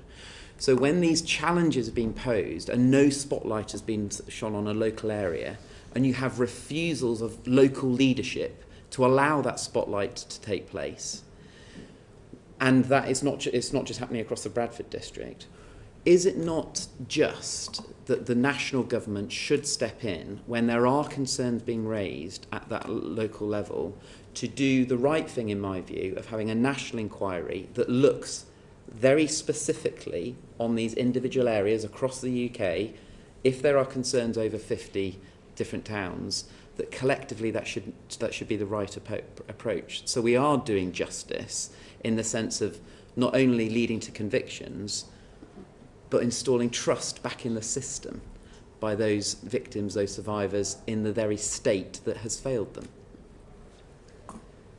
It's not particularly a debate I wish to enter into at this stage, but I would suggest, clearly, we found this in our reports and CSE as well, that there are many police forces who simply don't prioritise this. They should get on and do that. Their problem profiling should be hugely better than it currently is, and more hugely improved profiling, and the need to prioritise it is central to what you've just said, and obviously in bringing to justice the criminals that you're describing. It's just not very clear how that fits with what a public inquiry can actually do, unless you, I don't know what the the Inspectorate of Constabulary has already done, for example, latterly. Or have they done enough? Or I cannot easily see a lengthy and expensive public inquiry necessarily being able to do what you're describing. Can I just ask why you chose six different towns or geographical areas to focus on? None of them were in West Yorkshire. None of them were in South Yorkshire. In fact, the only two in the north were Durham and St Helens. Just why did you? One of them was Warwickshire, for example. Why those six? And therefore, building on that. Given the level of concern that had been raised. We're very, very keen to find out, not to visit those areas which had already been the subject of reviews. We wanted to be sure that we were looking at what was being done. We were absolutely clear that this was not a problem that was diminishing at all, but we wanted to verify, take account of what was actually going on in those areas and being done to be either, well, preventive would be good, but certainly, even if not that, at least to identify those in those particular areas where the group activity was going on. And we, this may sound like an argument in your favour, but it's not particularly necessarily. But we read case files in these areas, and we were able to identify there were several Can I just children. And did you read any case files across Keighley or the Bradford district as part of it? No. I'm talking about the 6 areas. Oh right, sorry. Yeah. But in those areas, 2 of them had reported there being no organised networks that they were aware of. This is through the police. There were 2 of them indicated that. Now, we read case files that indicated clearly children were being sexually exploited. And now there's an obvious mismatch there. We could reasonably expect that might be the case in a number of other areas, that the police work is not being fully undertaken comprehensively to identify these networks as it should be, and it isn't. And I completely agree with what you've just said, which is why the level of concern that I have is so strong, particularly around those areas that, like the Bradford district, that have not had a spotlight on them. The Home Secretary gave a statement to the House last week, announcing effectively 5 audits that are going to take place. Do you think that is going far enough when they will not be statutory, they will not have the ability to compel witnesses to come forward? And I'd just like you to expand a little bit more on the specifics of the Home Secretary's announcement. If you're more favourable for a local inquiry to take place, actually is the Home Secretary's announcement going far enough? I don't know. I don't know enough about those particular areas to be able to comment on that. And it's absolutely necessary to know something about local areas, but you can also generalise from the kind of information that we found. I mean, case file reading is the easiest way into knowing how the issue is being responded to. So just focusing on if you're not at this stage agreeable to a national inquiry, I just want to come back to my area that I've been talking about for a long time, the Bradford district. So how is it best to achieve a local inquiry across an area like Bradford, where at the current position we do not have the local leadership on Bradford Council willing for that inquiry to take place. And we also have our West Yorkshire Mayor, and indeed her Deputy Mayor for Policing, also saying very publicly this is not a Bradford problem, this is a national problem. So how do we break this barrier if the national government is not willing to enforce a statutory inquiry that compels witnesses, that will lead to convictions, like we've seen in Rochdale, for example, where the mayor in Manchester did the right thing? How do we break this challenge when concerns, valid concerns, are not only being raised by members of Parliament like me, but indeed local victims and survivors. Should this not be a duty of the government to step in and force statutory inquiries at a local level? Well, I mean, you have some views about this, John, which may be relevant here about trying to get a meld of the two, if you like. But I can only refer to my own experience in Rotherham. That was some years ago. That was non-statutory. It was not expensive, and it took 10 months. Yeah. And But that was with the will of Rotherham Council to do that. I was just coming on to that, Yeah. yes, but it was with the will of them, but it took a lot of, I understand, it took a lot of persuasion that this was the right thing to do. But ultimately, the people are persuaded, as I've learned in this a lot, is that they're generally persuaded by bad publicity. Okay. To do things on, if they won't do it because it's the right thing to do, then sometimes bad publicity will set. I mean, I have heard it said in other places, and I think I may have even quoted it in the report that we produced, that we will not be another Rotherham. That doesn't mean that it doesn't exist, but that we will not be. In other words, there'll be a kind of collusion not to commission such report. I'm simply giving you a possible explanation. I have no idea if it applies, but I know that it has applied in other places, that by having an inquiry you might actually be causing the area to be represented in a way that's not desirable. Mm-hmm. And finally, for me, you in an earlier answer you indicated actually the weight of this committee has the ability to shine a spotlight on these challenges.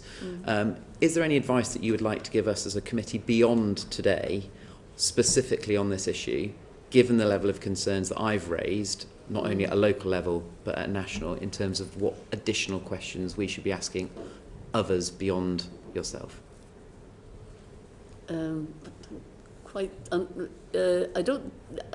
I'm happy to assist in any way that is helpful to the committee. So if you have any further questions, of course, I would be more than happy to try to address them. Thank you. Paul Kohler and then Sean Davis. There might clearly be a case for another national inquiry if their systemic issues hadn't been addressed by your report, but your contention is presumably you have addressed those systemic issues, or you are seeking to address those systemic issues with your recommendations. Is that correct? Yes, and there are a lot of recommendations across the piece on child sexual abuse that are also relevant to CSE. Of course they are. You know, the recommendations are not exclusively for children who have been abused in schools or the church or wherever. They are equally, in terms of the behaviours, they're equally applicable to CSE. And you talk about some police forces not prioritising this type of crime. Would the presence of another national inquiry be likely to encourage them, or would it give them another excuse for not prioritising it? Well, I don't know. David Cameron announced made it a policing priority in 2015. But whether anybody's actually confirmed that it's actually happening, I don't know. Maybe a question to ask. Something for this committee as well. Sean Davis. One of the key differences between a national statutory inquiry and a non-statutory national or non-statutory local inquiry that's been spoke about quite a lot is the inability for a local non-statutory inquiry to compel people to come and give evidence. Certainly in my experience in the inquiry we ended up commissioning in Telford because the government didn't want to commission a specific inquiry, was that people didn't come forward that the inquiry wanted to talk to, and that those are detailed in the report. Did you have the ability for you to have that ability to compel in the national inquiry? Was that a useful tool to you as a national chair? And have you got any views yourself, Professor, or yourself, Mr. O'Brien, in terms of the ability for local areas to have that type of ability to compel? It's difficult to know because we don't know what it would have been like without it. Nevertheless, there were a small number of occasions when it was essential. Some people just think if they don't reply to contact that you'll just go away. Now that never happened in the public inquiry which I chaired, and nor in any public inquiry, because we were fairly ruthless in pursuing individuals, and if they said they were sick or something, they had to give us a medical certificate, and by the way, we'll be seeing you in another, when you're better, sort of thing. If that was true, we used tracing agencies to track people down to make sure that just a wrong address or whatever was not good enough, or whether it was deliberate or accidental. So there are quite a lot of ways in which you don't have to resort to sending the police round, but you could if you needed to. There were only a couple of occasions where we really had to push it with a threat that we could prosecute if they didn't cooperate. But mostly, you have to do all the other things first, of course, and it was certainly helpful in some cases, but I can't say that accounted for an awful lot. In the beginning, we, of course, told everybody does this in the public inquiry, you say, do not destroy any materials, but it doesn't matter what kind of inquiry it is, they could still do it, and because you wouldn't know what you didn't know, as it were, and sometimes there were witnesses to that which we were aware of, and we'd bring them in, deliberate destruction of records. But it has been useful, but it doesn't constitute, in our experience, doesn't constitute a huge part of it, partly because it's very hard to validate necessarily going back in time. Thank you. And just on that follow-up point, either one or both of you, in terms of that the ability for local inquiries either to exercise that or apply to an authority in circumstances where they feel the need to. Obviously, there's the duty of candour through Hillsborough that's coming through. Just your views on that would be really helpful. So, I personally don't believe the duty of candour will make a huge amount of difference, if I'm honest. I see a duty of candour that already exists, particularly in places like the NHS, and it appears to me that it's not hugely effective, so I remain unconvinced that a duty of candour will do that. We're into the sphere of personal opinions now, but having spent this long in a national inquiry, Alexis is quite right. It's a tiny percentage of people that you need to go to compulsion with. So I think that's a really important thing to remember. Most people do come forward and do give you the full evidence, and you can tell. You get 80 files, and one of them refers to file 85. So you know quite quickly the people that you're going to need to compel. Having said that, I do think, being a real geek, that there should be a look at the Inquiries Act to see if the ability to call what we currently describe as a national statutory inquiry, but let's take the word national out. A statutory inquiry should perhaps be devolved a bit further.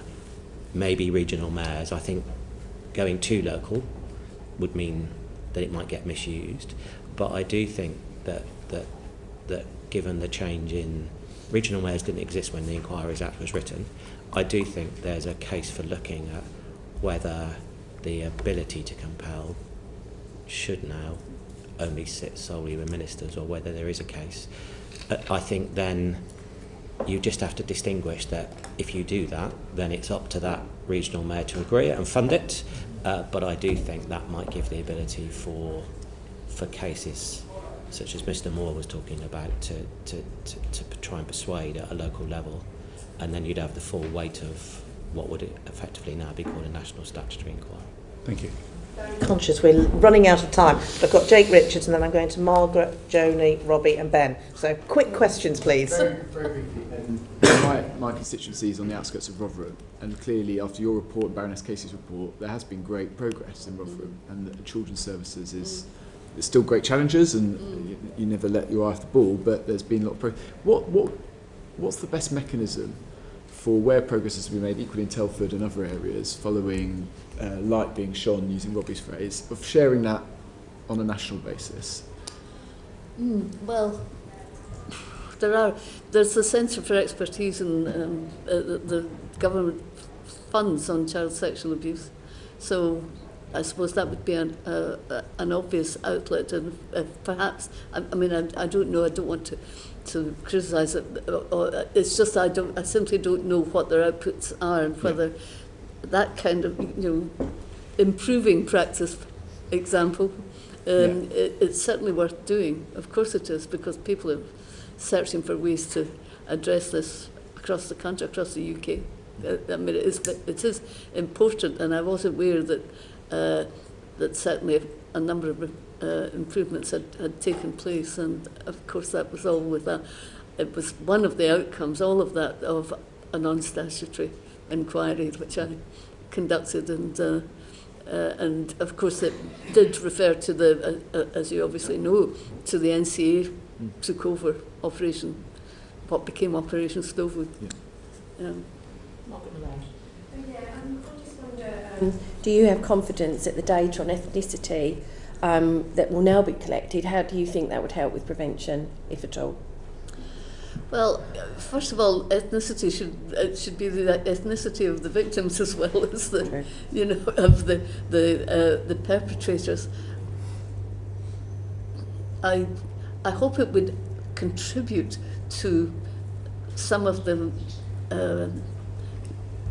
discussions that, where a factual basis for whatever's being said would be helpful, absolutely helpful, one way or another, because at the moment this whole debate is rampant with all sorts of disinformation and statements that are made, and we need to know the basic information. I would also add, by the way, that it's really important that things like disability should be included, and whether a child is in residential care, because these are two important issues that are not counted. They might be, but they're not required to be counted at the moment in anything to do with victims.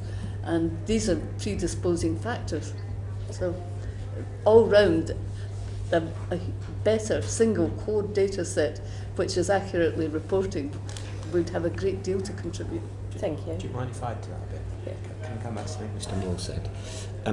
In the 6 areas that we looked at, 2 of them reported that they had not only no grooming gangs, but almost no instances of organised child sexual abuse at all. But of course they did, they just didn't record it. And I go back to my earlier point, this was not about ethnicity, this was about the recording of what had actually taken place. So what was recorded was generic abuse, not sexual abuse. And so some of Alexis's concerns around the questions about a local versus statutory inquiry, I'm confused as to what it might expose, because it would expose different things in different areas, in my view, depending on the quality of the data that is available to underpin it. So I think if we do one thing now to start improving our understanding of wider abuse, but particularly the issue at question, is to start getting that data collection and the recording of accurate data in place. Because if you go up and down the country, I've no doubt at all you will find areas that have all sorts of grooming gangs, and there will be all sorts of ethnicity involved depending on the area you look at. But what will be missing is the can you properly quantify it, because the data won't support it. So I do think that the areas we looked at, they looked us in the eye and said we don't have any. They didn't for one moment think it was because they weren't doing things they should be doing. And data throughout our inquiry was the bane of our lives, that being able to get hold of accurate, reliable data on the quantity of sexual abuse across the piece was a nightmare, to be honest with you. Just very just on the reporting is absolutely vital, based on the complexity of what is being reported. Completely agree. But it is also important, is it not, that the ethnicity of the perpetrator is also recorded, as well as the ethnicity of the victim. Yeah. And therefore, then building on that, why that then additional challenge exists. I was merely making the point: if you record the ethnicity but not the crime, if you like, you get an accurate picture of what is actually occurring. You might understand more about ethnicity, but you still won't have a complete picture of is it sexual abuse or is it general abuse. Does that make sense? Because very often sexual crimes, it's very rarely the other way around, very often sexual crimes are recorded as general abuse.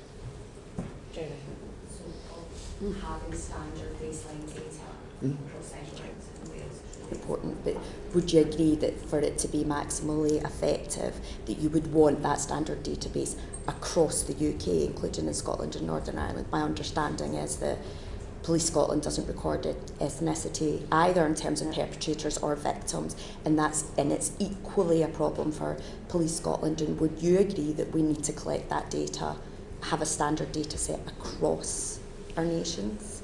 Maybe. Well, it's gold standard stuff, and we're far away from it. It is difficult enough, and indeed I'm straying into another area here, but nevertheless, when we talk about child criminal exploitation, it's a huge issue because it crosses boundaries all the time. Exactly. And indeed, even if we talked about modern slavery, which has emerged much more in the last few years, not just in child criminal exploitation, but also in sexual exploitation, there's a lot of transferability and crossing of boundaries. I mean, that would be ideal, but I'm not sure how long it would take to get agreement on it. Well, that's a shame because it's so important, and it's not that much to ask, is it, that we have a standard data. There are political arguments, I'm sure, about it all, but sadly, to standardise the recording of children who've gone missing, so yes. it's a complete, it's different everywhere, and even within forces it's right, different. That's so important. Very important. Ben Maguire. Just to summarise then, I was wondering if either of you had any reflections. We've obviously talked a lot about the implementation process and timescales, but if you just have any further reflections on the independent inquiry process and the relationship with the government, and any recommendations or suggestions that we haven't yet covered. I don't think I have anything further to add to what we've already, or I've already said about any of that, because there really shouldn't be a relationship. If it's a proper independent inquiry, it should be independent of everybody at that stage, throughout it. Although there is a point for certain kind of, we use government data all the time and whatever else, but at a more formal level, I think it would undermine the independence that needs to be independent and fair to all participants, including government, of course, because there's some people who were in every inquiry, for example. But I don't think I have anything to add to the hugely important issue that we've already discussed about monitoring arrangements. I think getting the terms of reference right at the beginning, I'm not suggesting there as one, but I think sometimes the discussion on the terms of reference is perhaps not as deep as it should be, and getting that right at the beginning, which doesn't impinge on the independence of the inquiry. But I keep coming back to, we spent nearly £187 million, and here we are talking about 2.5 years when nothing's happened. And I genuinely feel that had even the data we've been talking about being in place, you'd have a slightly different conversation about the issue at the moment. So I just think, I'll go back to what I said, the Inquiries Act was written in 2005, it hasn't really been updated since. I think it needs a long, hard look at to say, is it still relevant given the changes that have happened since? Sean. Just picking up that point, and you have mentioned it, but just to be very clear, there's definitely a distinction between the independence that you need as a chair and as an inquiry on the setting up and the investigating piece. But sure, there's a distinction then with once recommendations have been reported, and go back to the Telford local inquiry that we commissioned, as part of that process, the independent chair came back, I think it was a year on, to effectively inspect progress. Do you feel that could be something that's built into future inquiries, where the actual people who do the investigation are asked to go back at an appropriate time to measure progress? I think you mentioned, didn't you, that had happened elsewhere. I just wonder whether you could say a little bit more about that. Well, I think there's absolutely a case for those who have been involved to come back, because you have an understanding of what the intention was fully, but there's also scope for others to contribute to that kind of assessment, if you like, and here I would say victims and survivors ought Indeed. to be involved from the local area or wherever the subject, the locality is that you're talking about, or the school or whatever. But definitely there has to be a little more latitude where to bring in others, but people who are directly affected or who are working in that environment or whatever, definitely. Yes. Thank you. One final question from me. Do you have any indication around the redress scheme? Has that been agreed by the government and when that might be implemented? Nobody has. I seem to remember one meeting we were at with Ms. Braverman, and it was only one meeting where redress was raised, and nobody's discussed redress with us since then. I can only take it as read that the statement last week said all 20 have been accepted, so I can only take it as read that that is implicit. So we can make more inquiries on that. Can I thank you both for your time? We have gone slightly over our allocated time. I do apologise for that, but you can see there was so many questions that we had. And I also want to thank you for all the work that you did. It's a long process, and it was incredibly thorough and detailed. So thank you for your dedication to doing that. With that, I will close the proceedings of the official part of this meeting with order. Thank you.